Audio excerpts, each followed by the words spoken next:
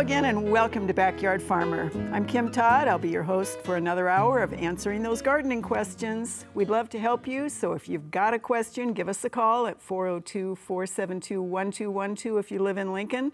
Toll-free number is 1-800-676-5446. If you'd like to send us a picture or two of your question, send those as an email to byf@unl.edu. Attach those as JPEGs. Please tell us as much information as you can, including where you live. And remember to follow our Backyard Farmer on social media, including Facebook, Twitter, YouTube, and Pinterest. All right, Jonathan, you have a dead insect. I do. It is real, but it's also real dead. So I brought a wheel bug with me tonight. Wheel bugs are pretty awesome true bugs. They're part of that order Hemiptera, so they have a needle-like mouthpart that they use to siphon out fluids for food. Some of them use it on plants like aphids or cicadas. But if you look at this one, you see his beak there at the front, and he uses that to suck out the juices from other insects. So they're called wheel bugs because of that cog-like projection on top of their thorax. Get to be about 1.5 inches long. They're pretty quick, and they're very hungry. They eat lots of different things. So sometimes specialize on soft-bodied things like caterpillars, but they'll also eat Japanese beetles. So they should be pretty popular this summer. And if you encounter one, they're usually on the underside of a leaf, and they're kind of shy. But if you try to touch it, they can stab you with that beak that they have in the front, and it will hurt. So give them their space and let them live and let be so that they can feed on some of your pests and just be a really cool part of your garden. And are they getting a little bit more prevalent? I get more questions about them, it seems like, the last couple of years. So yeah, maybe they are popping up. Maybe they're feeding on all those Japanese beetles. More to eat. More to eat, yeah. More to eat. All right. So Matt, you always bring I thought very I'd bring interesting. something that's very lovely today. Nice and big and ugly. So what's here is it's American burnweed. So it's just a big broadleaf that I wanted to show an example of. I sprayed it with an iron product about 2 hours ago, and you can see that the top of it is already looking very unhappy. It's starting to lay down and die, and eventually by tomorrow it'd probably be black. So I just wanted to kind of point out some of the characteristics of iron and what it's used for. So what we're using iron for in turf is that we can control a lot of the broadleaf weeds without harming the turf grass. So there's a number of products out there. I have a couple here, and they're basically an iron chelate that has about a 24% active of that iron product. And when you spray it onto broadleaves, it's basically toxic to those weeds, whereas to the turf, it's not toxic at the rates that they recommend. So what will happen is the actual weeds themselves, dandelions, clover, they'll burn down within an hour or two, and you'll see them that they're actually dying down, and by the next day sometimes they're already black and they're down in the canopy, and the turf has the ability to fill in. So, you know, it sounds really good. A lot of the times though, these weeds will actually grow back, so you'll need a repeat application 4 weeks later. A lot of the broadleaves are different. Some of them actually you will kill with the first app. So it's just another product. You know, I'm always recommending, you know, other products that might be harmful to nearby plants. So this would be one if you had a garden nearby or a smaller lawn, because it can get fairly expensive for bigger areas. That would be beneficial. So go ahead and try it out in an area that you want to use it in. Maybe if you do have a safe area that you don't want to get some 2,4-D in or something like that, and test it out for yourself. But it does a pretty good job of controlling weeds. Excellent. And pretty ugly job. Yes, of yes, controlling it's those quick. weeds. A lot of people like to see instant action. Death immediately. I was surprised. I did some trials with it, and it works really fast. Awesome. So Thanks, Matt. Job. All right, Dennis. Okay. Well, actually, Kelly brought these from Platte County, and these are, of course, sweet corn. And she was wondering what animal did this. And when a lot of things go after sweet corn. Now, there's deer and there's raccoons, but this happens to be from birds. One thing, they were still on the stalk, standing up. They weren't pulled down. The silk on top is all there, okay? But if you look down here, you can see peck marks, and the whole kernels are taken out, okay? And then all this is shredded. So it's not bitten. So this is, it could be crows, it could be starlings, but this is from birds. And of course, birds can fly right into an area such as, you know, in an urbanized area or a suburban area. They don't have to try to get in. So a fence doesn't do much good. So, and they can take a lot. You get a flock or small flock of anything from crows to starlings and other birds, jays or some others, they can really take a lot of this in a short time. And as you can see, what they did on these, they probably could easily have done this in the afternoon, and there's not much there left. But there's still some left. So, you know, if you really want this part here, still good. You don't even need butter. No. There was a few sap beetles in there. Oh yeah, you even got a sap beetle. Just don't. Really taste good. It'll taste fine. What is it about the path chair that we're eating things? All right, thank you, Dennis. And Kelly, your sample is a little tame after the one you gave Dennis. That's right. I won't eat mine, but what I brought here today was a Japanese yew, and I also brought an arborvitae. And these are both evergreens that we frequently will see turning brown in the spring, late spring, with winter injury. So to help prevent that, now is the time to stop pruning these plants. If you prune them now, they might initiate some new growth, and that growth won't harden off, and it'll be more susceptible to winter injury, or tender, so more susceptible to winter drying. They should also not be fertilized, because that will promote some new growth as well. But it is very important to keep watering these, and we should keep watering them until the soil freezes. Just don't overwater. But a lot of times we shut off that irrigation system, and especially as we get into October. But sometimes that month of October, even into up to Thanksgiving, if the soil doesn't freeze, just keep the soil moist. And that will help reduce that winter injury or winter desiccation. Excellent. That's good advice, Kelly. Thanks. All right, Jonathan, first picture round of basically lightning round of insects tonight again. So we have two people that sent us pictures of this. Milkweed was left in the beds for the monarchs, but then found these, which are not monarch caterpillars, and one in Wahoo and the other one was from Lincoln, and they both found the same critter on the milkweed. So if you look this up on the internet, it's usually called the other milkweed caterpillar. It's not the one that we're fishing for, but it's the other one that sometimes shows up. It's called a milkweed tussock moth.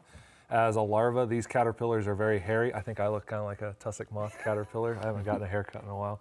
But they have black and orange and white stripes on their fur, and when they turn into an adult, they become a tiger moth. In this case, the milkweed tiger moth is kind of orange on its body with brown wings.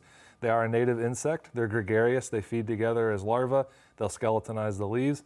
So it's just something else that you're going to find. If you plant milkweed for monarchs, you're going to encounter this insect at some point, and they got to get milkweed too. So it's something you're just going to have to deal with. They're going to be there too. All right, and I think we might have a picture of the one who's supposed to be Right, this here. is the one that we're all after, right? That yellow, black, and white banding with those kind of head and rear end tentacles. That's the monarch caterpillar that most people want to see. Very charismatic organism, almost the national insect once upon a time here in the US, the monarch was. And when we plant milkweed, that's usually what we want. That one will probably turn into a chrysalis soon and become an adult, which will go further north and then start a migration back to Mexico this winter. But they're a very fascinating critter, so thanks for sending a picture in. And good job on bringing them in. Absolutely. Thank you, Jonathan. Okay, so your first of many turf things. This particular viewer is in Grand Island, Matt. He thought he had Ascochyta leaf blight. It's a bluegrass lawn, new construction a couple years ago. Where it's green, it's nice and soft. Where it's white, the soil is like concrete. Yeah. What is it and what can he do about it? It definitely looks like a pretty bad sight to be looking at every day. And it happens. It looks like more of just drought response. And driving over it when you have a drought, you can see that where the water is pooled, looks like from the downspout, you can see a nice green spot. So it's a pretty easy sign of just underwatering that area. And it looks like it might be on a newer area, so it might be some bad soil underneath there, so it's going to dry out quick. So there's a bunch of issues that it could be, but I would say water is the main one. Trying to do some deep waterings would help with that, and then stay off of it completely. If you are still mowing it, maybe just mow the areas that are growing aggressively, whereas leave those dry areas, because driving over them is just going to cause more damage. And then also make sure that you have a sharp leaf or sharp mower, sharp knives on your blades, so you're not causing any further damage. Okay, or if you're going to mow, at least go the other direction. Like Yes, a crisscross. so that way you can get some tic-tac-toe patterns in there. All right. Dennis, a few critter damage pictures for you. The first being gutter damage, and her thought was that could this be a coyote going after a squirrel in her gutters?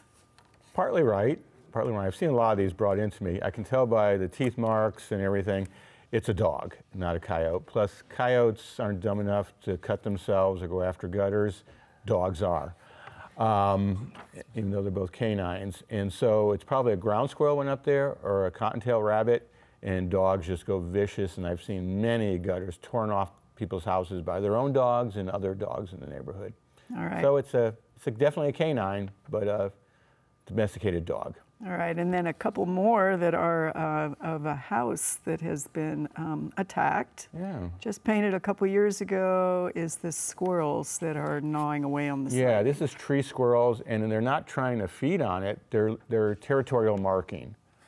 So they're probably getting up on that bench. There might be food around, or there might be their home around there, and they chew on it and rub their chin, and it's territorial graffiti for the other squirrels in the area to say, this is my place, back off.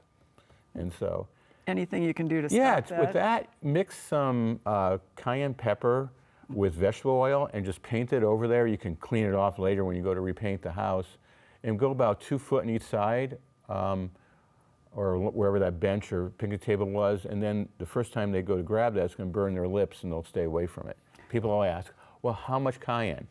When you test it and you have to run and drink some milk, you got it hot enough. That's the way I do it. Okay. All right, Kelly, we have a couple of really pretty pictures of ID. Okay. This is just outside Plattsmouth. This wildflower grows in their field every year. What's this one? Okay, well, it was a little blurry, but I'm pretty sure it's Western ironweed, and this is one of our Nebraska wildflowers. It's a good plant. It's not an invasive. It won't overly or excessively seed. Butterflies are attracted to it, so that's a good thing. It gets established probably better in a moist site, but once established, it's very drought tolerant. So it is a good one, Western ironweed, and kind of a point of interest, the name ironweed, they believe came from the fact that it kind of has iron-like qualities. The stems are very strong and the seeds are rusty colored. So Cool. that's just kind of a point of interest. Good, and I think your second one here is from Carney Viewer. Okay. We have the leaves first because that's an interesting whorled leaf pattern, and then the flower. Okay, this is, the common name is spider flower or cleome. And I really like this. It is an annual. It grows easily from seed. As you can see, it's a very interesting flower. They come in a variety of colors, white, pink, dark pink, kind of a purplish. It's a good plant. The leaves do have spines on them, and they can get tall and they get kind of leggy at the bottom. But there are some new varieties out there. I think there's a proven winner called Senorita Rosalita, and that's a little more compact, doesn't have spines. These will reseed, but they kind of reseed nicely, and you get some free plants, and the seedlings are easy to pull out. But that proven winner, Senorita Rosalita, is actually sterile, so it won't reseed if you don't like that. And it's more compact and doesn't get leggy. But it's a unique flower and a good annual to grow, and I would encourage growing it. Great, thanks, Kelly. Well, you know, we've had a lot of features on insects this year. We're going to take a few minutes now to show you yet another one. Your squash and cucumbers are under attack. All you have to do is look under a few leaves. Here to tell us more about those darn squash bugs, Jody Green and Jonathan Larson.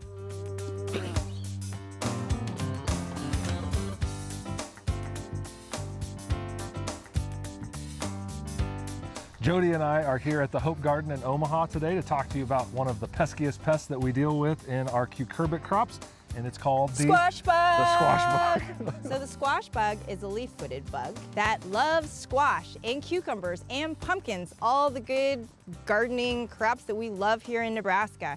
And as adults, they're about ½ an inch long, they're a dull gray to brown, and they've got light stripes on their abdomen. Squash bugs are part of order Hemiptera. They're true bugs. That means that they have a needle-like mouthpart that they use to feed on fluids for food.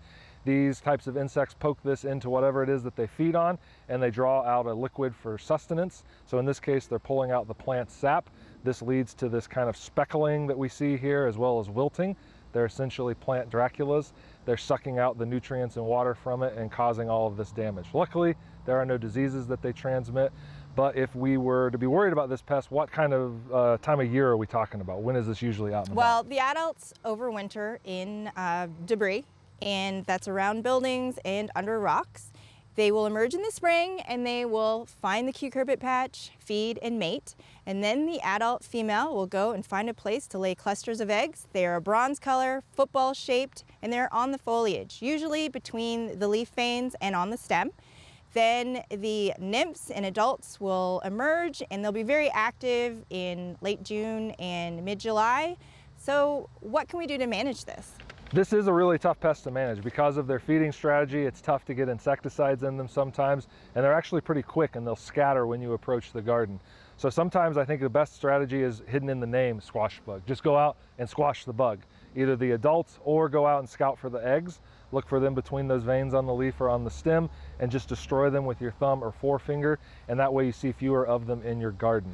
But if they miss that early window to do that, then what are some other strategies? Well, we could trap them out in the garden, so it takes a little bit of work and persistence, but you can put like rolled up newspaper out in the garden in the evening, or some boards. The nymphs and the adults, they like to hide, so they will get into there, and in the morning you can tap them or brush them into soapy water and destroy them. Yeah. Are there any insecticides that we can use on those? There are some insecticides we can use. Just a word of caution with that. We're talking about a very pollinator-friendly group of plants here. Squash bees, honeybees, lots of different critters will visit these flowers. So you want to be careful when you spray something. You want to make sure you do it early in the morning, like before 8 or 9, or late in the evening, like late after 8 or 9. If you do that, you'll avoid harming our pollinating friends. But you can use permethrin, you can use bifenthrin or carbaryl. If you're organic, you can use insecticidal soap. Well, no matter what you use, make sure you get it on the underside of the leaf so that you can catch them where they live and destroy them with those insecticides. But if you wanted to cut down on numbers for next year, Jody, what would be some options for that? So garden sanitation is very important. Because the adults overwinter in the debris, you want to clean up your garden at the end of the season. And if you're going to plant cucurbits year after year, how about switch things up a little and rotate where your crops are? Maybe it'll confuse them. And with persistence and good IPM practices, maybe you'll have fewer plant Draculas and more pumpkin pie. You know, treatment isn't a whole lot of fun because you're going to have to get down on your belly to get that coverage underneath all those leaves, or you get a bucket, start picking those bugs. So, and if you're on your belly, you're probably going to get bit by chiggers. So Probably. not good. All right, Jonathan, you have 1, 2, 3, 4, I think, for what are these? The first is a critter that was on her garage door in South Omaha. She says it's about 2 inches long. Big. I would guess that this is either a newly emerged mayfly, or it's the exuvia that they left behind. So they have those long bristle tails as adults, and they're winged and fly around. They emerge in mass as adults. They sometimes show up on Doppler radar. We had that happen in Omaha earlier this year where they came out of the river. As a nymph, they live in aquatic environments like rivers and streams where they are very helpful and help keep the environment happy. They are an indicator that there's no pollution. So this means that you have a happy, healthy environment that you live in. Excellent. And your second one is from Shenandoah, Iowa. Good guy or bad guy? That's my buddy, the wheel bug that I brought in earlier. So you can see the shape on its back there, that cog, and kind of the love handle-like projections it has on its abdomen. And they have that beak in the front that they feed with. Just again, a word of caution when you see them, not to handle them too much, because if they poke you, you'll get this kind of divot in your skin for a couple of weeks, and it's not very pleasant when it happens. So just let them be and let them feed on all those things in your garden. All right, excellent. So then we have out of in a cottonwood, and this is in kind of south central Nebraska. All right, so this is the giant ichneummonid wasp, also known as the stump stabber. And it gets its name because it's a parasitoid wasp that's part of the ichneummonid group. They lay their eggs in other wasps that are called horntail wasps. Horntail wasps as larvae live inside of dead trees or in stumps, and they feed on that rotten material. This wasp can smell them, and she takes her ovipositor, which is that long thread-like object coming off of the tip of her abdomen. She drills through the wood, finds the horntail, stings it, and lays her egg on it. The egg hatches. The baby ichneumon wasp eats the other wasp slowly over a couple of weeks, and then pupates over the winter and comes out next year to start the cycle over again. So it's beneficial in that it keeps some of those wood-destroying pests away, but it's not something that we consider a sting hazard. It's just very colorful, kind of an interesting part of nature. All right, and your fourth one is, what is this guy? And this one is, we've had this before, Yes. It's Destroyed hostas. This is the ash gray blister beetle. They feed on potatoes, hostas, tomatoes, alfalfa. They're called blister beetles because they produce a chemical called cantharidin, which if you get it on thin skin, like between your fingers or on your ankles or on the back of your neck, it'll cause a really painful pustule blister, and you can pop them, and it's very unpleasant to have that happen to you. So if you see them on your plants, you can destroy them by wearing rubber gloves like you might wash dishes with, pull them off the plant, throw them in a bucket of soapy water. You could try neem or spinosad as organic options, or if all else fails, bifenthrin and lambda cyhalothrin are true insecticidal options you can use on them. All right, and on that note. The menagerie is over. Okay, you have actually 1, 2, 3 on turf, but they're 1, 2, 3, what's wrong with these things? So the first one here is in Waverly, Nebraska for A and B. The second, the second two are lawn was gorgeous, regular fertilizer, small brown patches, and this is in Lincoln. Pulled knot grubs, 24-hour grub control, fungus stuff, still continuing with the brown patches. All these, these little brown spots in there, they're really tough to identify what they are by the pictures. There could be a number of things. So I know there was a couple pictures there that, I mean, if it is disease, one way to tell is by looking at the actual leaves themselves. Sometimes bluegrass will get dollar spot, especially when we've had these really heavy dews for the last week. That can be one disease, and usually it's a lesion in between the top and the bottom of the leaf, and it's kind of an hourglass shape. If it's summer patch in a bluegrass lawn, usually the tip of the leaves will be curled in, so that's one way to see if it's summer patch. And then ascochyta, which I don't think either of those were, that's usually from the tip of the leaf down where it'll just kind of bleach it out and start dying back. And then another thing that it could be is rough bluegrass, which is a non-desirable grass, does really well in the spring and in the fall. But in the summertime, even on golf courses, no matter how much fungicide you put on it or water it, it usually will die, and it'll have like a mat, and you'll have green plants that are, let's say, Kentucky bluegrass or tall fescue, and there'll be these dead plants in between. And then one way to look at that is if you pull it up, it really doesn't have any roots, and it's kind of just like a stemmy bunch of mess, I guess. And usually it comes back in the fall. But that one I've seen a couple times in some of those pictures too. So it's kind of difficult by looking at them, but hope for cooler weather again. Someday, not this weekend. If you're really concerned, I'd send in a sample to try and rule out, a disease, because that's really the only way to check for sure. All right, thank you, Matt. All right, so Dennis, this viewer is in Springfield, and 5 or 6 of these holes, about 6 inches around. Some go down to a burrow, some are down 2 feet or more. What is this? Yeah, in Springfield, it could be one of two things. That probably the first thing that comes to my mind by just seeing these is Franklin's ground squirrel. They're related to the little striped guys, but they're bigger, and they dig holes with a lot of dirt around them, but they're not as big as our big ground squirrel, which is the woodchuck, which has an 8-inch diameter hole. So if it's 4 to 6 inches, I'm thinking there's really 2 things it could be, and that would be Franklin's ground squirrel, which is herbivore, or it could be, if you're in a very urbanized area around a grain elevator, it could be the Norway rat, which is invasive, which is more of a carnivore. So it depends on what they're eating. So if you can see a dropping, and send us one of the droppings. I should say, send me the dropping. Kim doesn't want it. No, not opening that envelope. Yeah, I don't mind. So yeah, just send me the dropping, or if you want to just tease it apart and take a good picture of it with your cell phone and text it to me, or email it would be better because it's better vision, and then I can tell you which one it is. All right, thanks, Dennis. Okay, so Kelly, you have a couple of interesting things here. This is actually a butternut squash. This is Salix, Iowa. Okay. It's split. They haven't had rain for quite a while. Very dry in northwest Iowa. She's wondering what happened with this squash. Okay. Any ideas on that? Well, when the squash, a winter squash like this, once that rind starts to harden, it can't expand anymore. So if something causes the inner part of that fruit to then start to grow and expand, then it cracks because it can't expand. So, you know, excess rain, if it's been dry and you have rainfall, that can cause it. That's the most common reason, or it can be irrigation. It doesn't have to be rain, it can be irrigation. But applying nitrogen fertilizer, that will make it grow. That can cause it to happen. It might be just a case that you waited too long to harvest it, and it started to grow again for some reason, and then it cracked. So, and I've heard that heat stress sometimes may cause them to crack as well. So if it had been really dry and really hot, that may be the cause.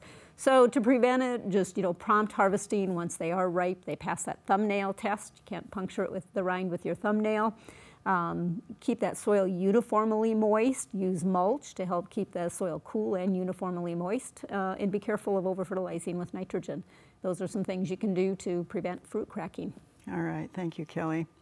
Well, we've been running through a few of our All-American selections from our garden. This week, we're going to focus on a red hot pepper that has had all the zing taken out of it. From the Backyard Farmer Garden, here's Terry James to tell us more.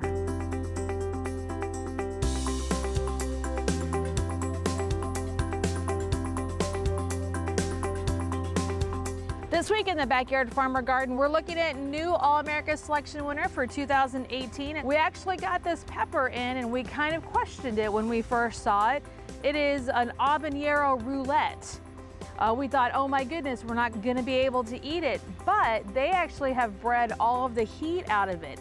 So it looks like a habanero pepper, has the shape, size, color, plant looks exactly like it, but there is absolutely no heat.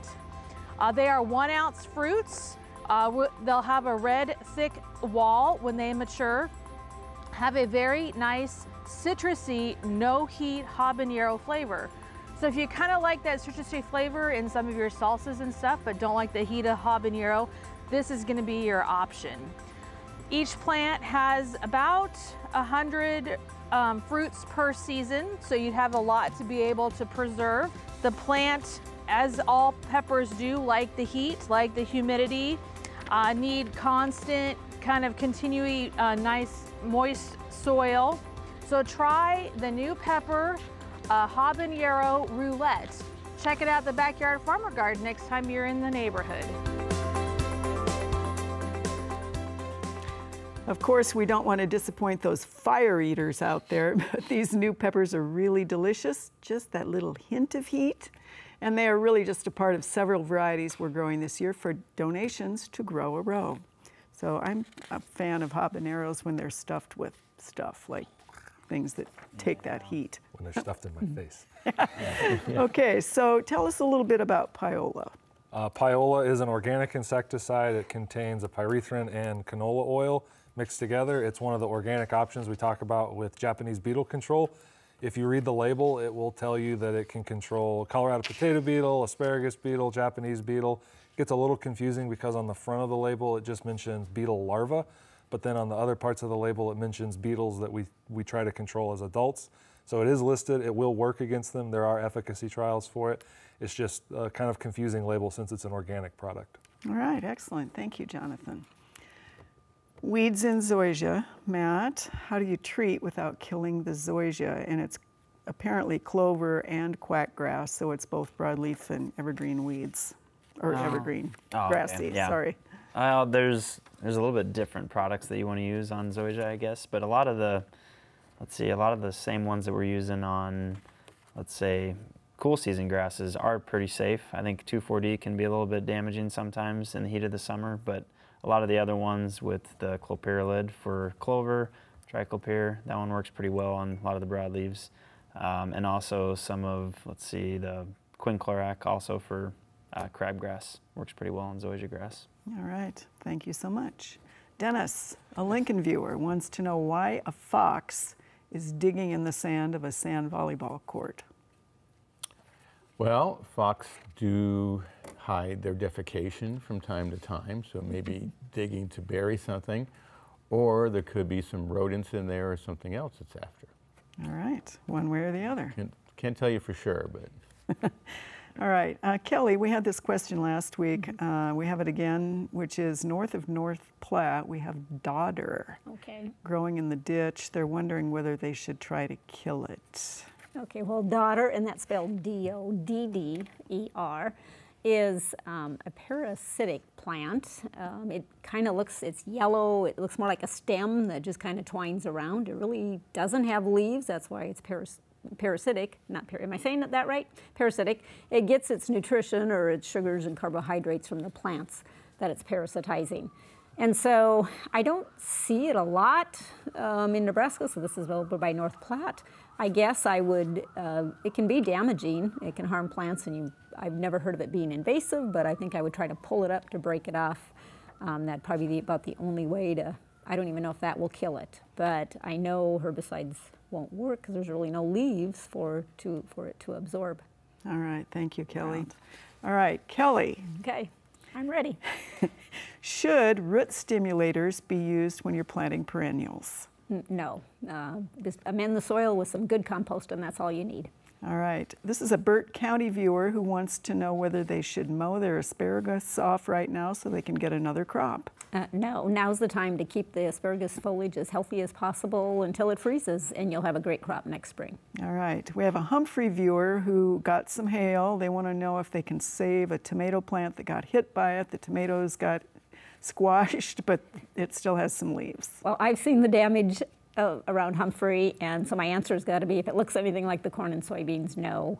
But chances are, if they got damaged, they're going to rot and decay anyway. All right. I don't think there's much hope. We have a Seward viewer who wants to know whether cutting a root on a huge oak to lower a buckled sidewalk will hurt the tree. Yes, it will hurt the tree. The tree may survive, but it will be a stress, and it might do more damage than you want. All right. Can naturally occurring moss be transplanted, and if so, how? It can be. I'll finish. I've never done it, though. I have a friend who had a moss garden, so I think I would just, it doesn't have a deep root or anything. I would cut it up and put it on some good moist, maybe compacted soil, since that's where it likes to grow, in the shade, and hopefully you'll have luck. Perfect. Thank you, Kelly. Nice job. All right, Dennis, you ready? I'm ready. What is the name of the multi-catch trap that you recommend for mice? Well, multi-catch trap, but there's several brand names. One is called Catch-All, Tin Cat, and there's several brand names. All right. This person saw what looked like a muskrat climbing up a vertical cliff by Sioux City. Would that be a muskrat or a weird squirrel? Could be a weird squirrel. It could be a mink or a weasel. Okay. Swallows are nesting again around Jeffrey Lake area. Can you knock the nest down or? No, you have to wait till they leave. All right. Barn swallows are protected. All right. Cliff swallows as well. Okay. So there's a skunky smell occurring in kind of some urban areas in the eastern part of the state. Is it skunk or is it fox? Do foxes smell skunky? No, foxes smell like a fox snake, to me. To me, no. Fox urine and musk smells more like a cat urine or musk, not like a skunk. All right. Squirrels keep clipping the twigs of big trees to make nests right now. Is this, what's going on? Is it nesting time? Well, yeah, they start to nest, but a lot of times it's younger ones, like the males, and they're just, they clip it and then they don't know what to do with it. They have to learn. They're bored. Yeah. Slow learners, is that what we're here? Yeah. Okay. They're males. Okay, Matt, are you ready? Yes. So we have a Utica viewer who has planted a shade-tolerant fescue under a spruce. Is this a good idea or not? Under a spruce, probably nothing is going to grow. All right. Why do we not recommend planting Zoysia grass in Nebraska? We can grow it here. It's just most people do not like it spreading into their neighbors, or their neighbors don't like it spreading into them. So, I mean, it'll grow here, but it's what you want to tolerate. All right. Is there a specific weed killer that would work with Milorganite as a fertilizer? This is a Hornick, Iowa viewer. A weed killer with Milorganite? Mm-hmm. Milorganite's more of just a fertilizer, so Right. that's any type of weed killer, depending on what weed you're going after. All right. Do we treat the soil with lime to lower the pH for seeding turf? No, we treat with lime to raise the pH. If we have an acidic soil, we raise the pH with lime. Okay. We have yellow nut sedge in full seed. Will cutting the seed heads off help it from spreading? No, that will not do anything because really the seeds are not viable. They're sterile, so most of the spreading comes from the rhizomes that are spreading under the turf. So really you can't see them. All right. Excellent. Nice job. Okay. Lightning round for insects again. Yes. We're going to get 3. 3? That's what you want? Okay. All right. We have an Underwood, Iowa viewer who is saying beetles are eating the castor bean plants and dying. Do we recommend planting castor beans? So Japanese beetles, I'm guessing is what they're referring to. They will feed on several different plants and be negatively impacted by it, but it's hard to plant those everywhere and kill all the beetles. So I don't know that that's going to be an effective strategy. All right. We have a shiny blue-black wasp on hot and spicy oregano. What is it and will it sting? This is Omaha. Steel blue cricket hunter, and no, it won't sting you. All right. An Alton, Iowa viewer sent us a video of ants looking like they're feeding their young. Do they do that? They're social, so the workers do take care of the young that are inside the nest. All right. This is a Scribner viewer who found a white spider the size of a nickel with a little hint of green on the sides. Any idea? Lynx spider. I would look that up and see if it matches. All right. How do you control bagworms now? You wait until fall and pick the bags off and then spray next year with BT. All right. We have lightning bugs still lightninging now. Is what? They're out there trying to mate, so yeah, if they're still around, they're going to be flashing at one another to try and increase their chances of mating. All right, and speaking of flashing, right, there goes your lightning. But you had a couple of really quick. Congratulations, Jonathan. You had a couple of beauty shots that had a little bit of ID in them. There was Do I get points for these too? No, you do not get points. You already beat us. Yeah, one was from a Phillipsburg viewer, and it a little green, black and white and With the painted ladies? with That's the the painted ladies. Alanthus webworm moth, and it hangs out on flowers. It is a pollinator, and it's kind of a beautiful menagerie of colors. Looks kind of like a Rorschach test on the back. Excellent. And then we had whatever was eating the spider, which was truly my favorite great picture of beauty because it was eating a spider. That's the rusty-tailed, or just the rusty spider hunter, and she is stung that spider, paralyzed it, and is going to lay her eggs on it. Perfect. I love her. All right. So your pictures actually are, this is west of Lincoln, near Emerald. This is Dark Towers penstemon. And they haven't bloomed well. The foliage has had this swirly, curly sort of, I forgot the plant of the week. What is wrong with me? Let's do plant of the week. Kelly has it sitting there. All right, stop. We're going to do plant of the week. Well, thanks for the. I got all thanks to the tangled up camera with people. the I dead remembered to spider. Bring it up. So anyway, we'll get back to that one. But some pretty yellow flowers here, and came from you, right, Kim? Is that right? Okay. Backyard farmer garden. Okay, backyard farmer garden. So the rose is a yellow submarine shrub rose. Come on, everybody. No, we're not saying it. No. Okay, thank you. Anyway, Kim says it's a very tough, hardy shrub rose. At one point it was covered with Japanese beetles, but there still has excellent foliage and coming on, very hardy, and it's doing well. It's a very pretty yellow one. So, and then the coneflower here, there we go, it's a good shot of it, is Henry Eiler's sweet coneflower. I'd never heard of it. It's a very pretty one and interesting. It was discovered in a prairie remnant in Illinois. Sweet coneflower is native to Missouri, Iowa. It prefers moist areas with full sun to part shade. It can get about 3 to 5 feet tall, so a tall one. And it'll bloom July to September, so that would be considered a long bloomer for a perennial. And it's a clump forming plant. And then finally, on the side here, I'll get it turned around, is some dill that's left over. That's a very nice filler in there, very pretty for this arrangement. And Kim says there's just a few sprigs left of what the swallowtails have not eaten. That's right. All right. Thanks, pretty Kelly. nice. All right. Now we have Dark Towers penstemon. My bad tonight. No worries. All right. So this is Dark Towers penstemon. They haven't bloomed well. The rosettes look like this. she has seen these stems, and it looks like there's a borer in the stem. Yep. She did the sanitation. She's wondering if imidacloprid would work now since they're no longer flowering. So when I look at this, it looks like there's some frass packed in there, which leads me to believe that this is caused by a beetle. And when I look at those kind of insects online, I find that there's a penstemon weevil that bores into the plant, and the larva lives inside, packs its frass in there, and bores through that stem. It's not extremely well known, it doesn't seem like. There's not even a picture of its pupa that you can find anywhere. So from what I read at Colorado State, the best thing to do is next spring treat the foliage with a pyrethroid insecticide, and that will hopefully kill and intercept any of the females that are trying to lay their eggs. All right, and then you have another borer that's with daylilies. Okay. So this same thing. The plump thing there? The plump thing by the quarter. Sure, yeah, this sure looks like a iris borer. It's pink and plump. That's what we normally associate with them. And they make that kind of nasty, rotten, smelly looking area behind them. So when they're young, they bore into the leaves and are a leaf miner and work their way down the plant when they start to feed on the rhizome. And then they're going to crawl away, pupate, and come out as kind of a purpley brown moth. So the best thing to do is sanitation, go through and clean everything up this fall. That'll reduce overwintering sites and hopefully cut down on the population.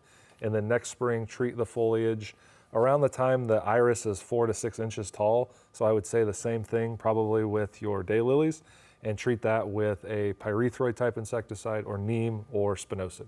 Excellent, thank you, Jonathan. All right, you have a maize sod installation near Plattsmouth, but in between the sod, this took root. What is it and what to do about it? Yes, that is a big barnyard grass, and that one actually gets really large, and it generally only occurs when you have disturbed soils, or when you're establishing a new lawn, for instance. And this year it's very bad, and it's gotten very big in a hurry just because we've had a pretty hot spring, summer.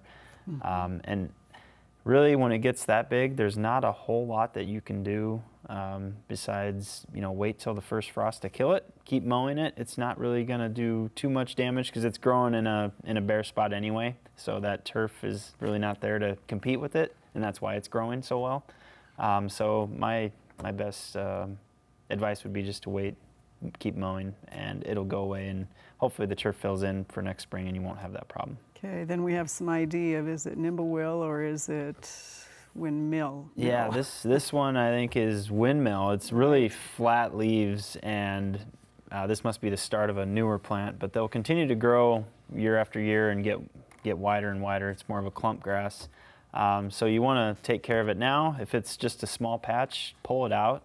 Try and get all of the rhizomes, I guess, or the top growing parts of it.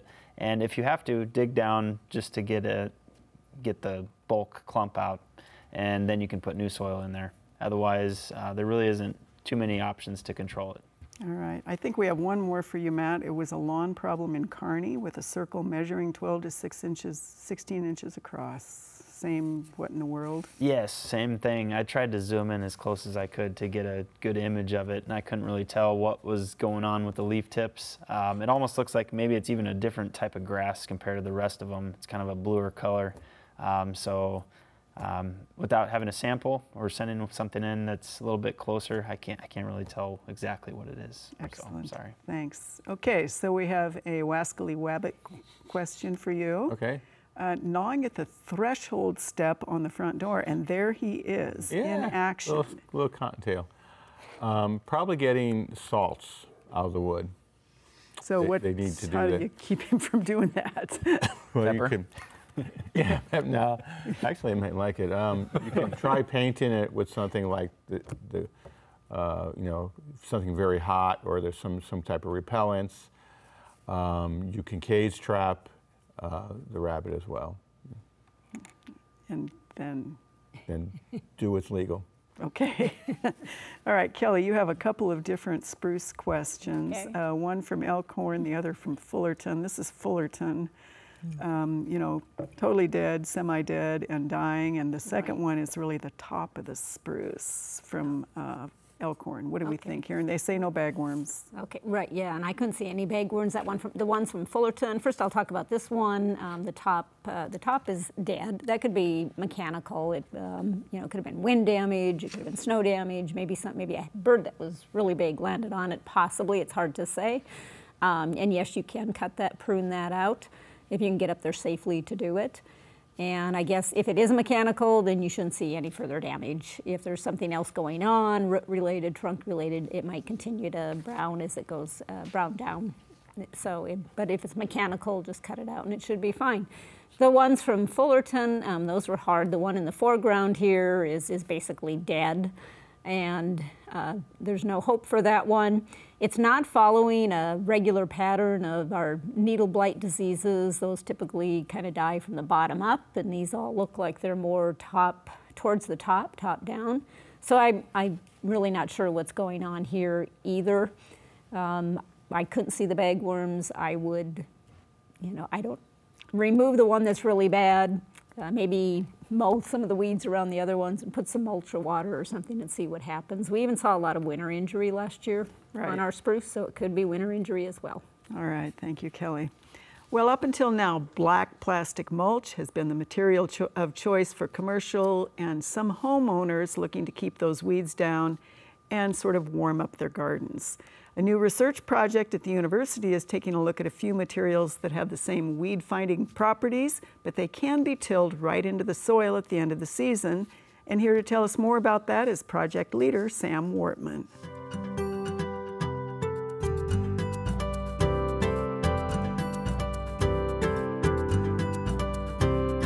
Biomulch is an alternative to plastic or polyethylene-based mulches that are pretty commonplace in intensive vegetable production, common in some home garden applications as well. You might think about geotextile fabrics as something that's commonly used in the home garden.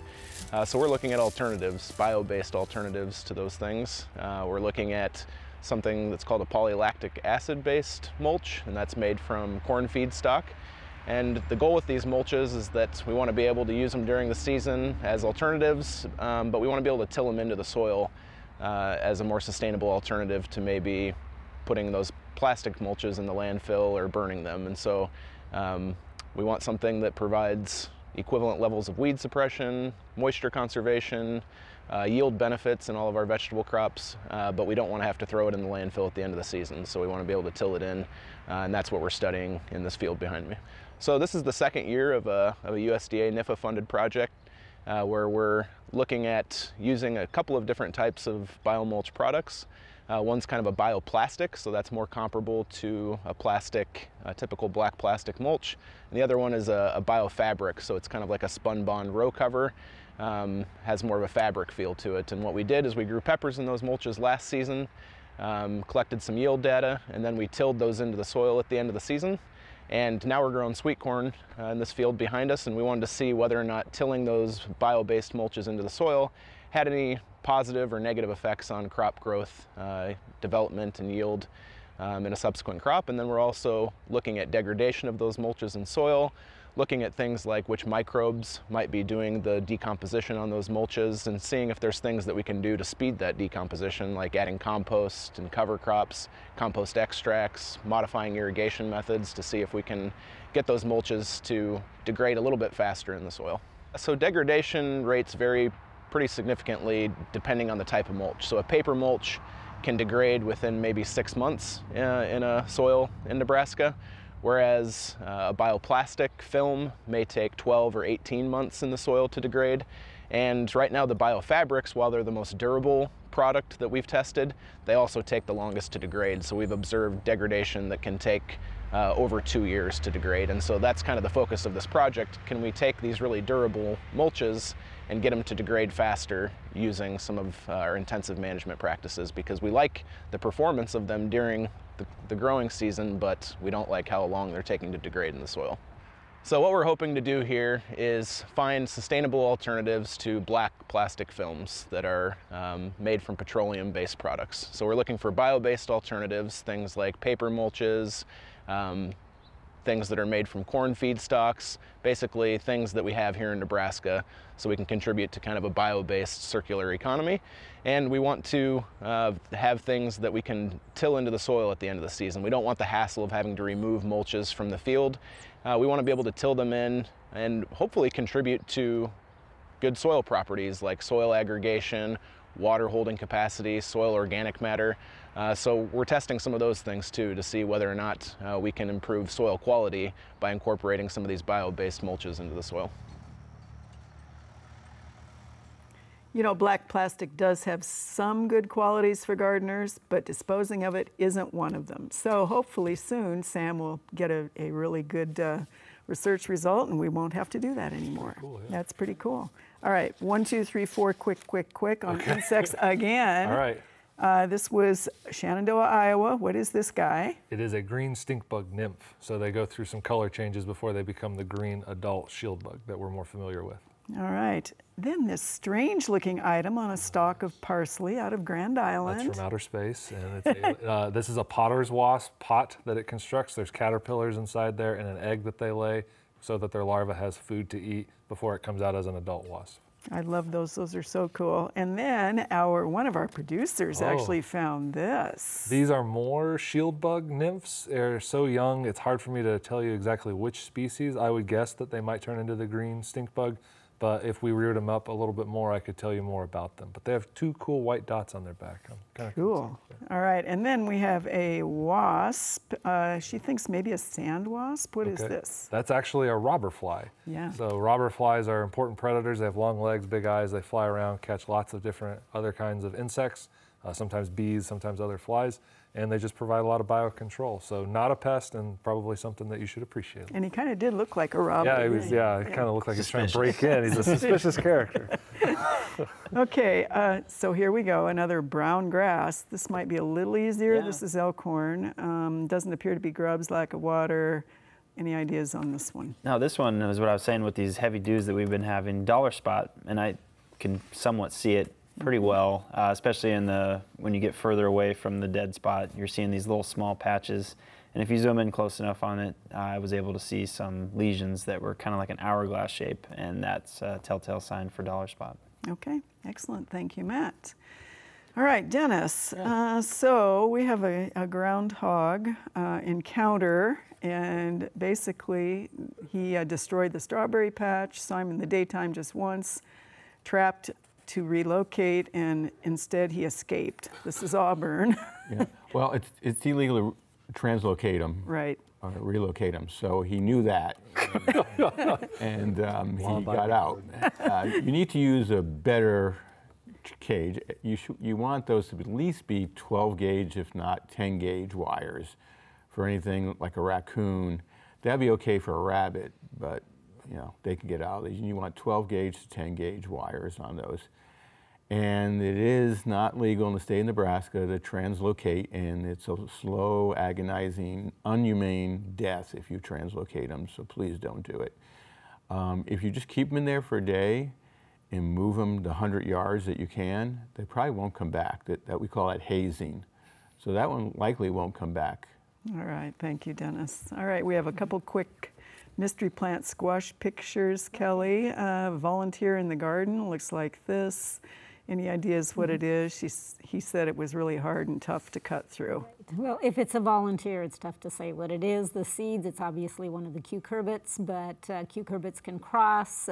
Winter squash can cross with gourds, with pumpkins, etc. So it's anybody's guess what crossed with what when it's a volunteer like that. People sometimes ask if you can eat them. You can try to eat them, but if it's something that crossed with a gourd, it probably won't taste very good. All right, and real quick, what would happen? Why would a zucchini do a double? Okay, well, I mean, it could be a similar situation to twins in people, where the fertilized egg split in two, or possibly it could just be two fruit that established closely together and kind of fused. But one of those two. I'm not a genetics expert. All right. Thanks, Kelly. Well, we have a couple of announcements. First off, our Grow Row produce donations, Tuesdays 5 to 7 in our garden on East Campus. And Produce from the Heart donations, Backyard Farmer Garden 498.3 pounds and Grow a Row 109.4 pounds. So we are contributing really well to people who need that food.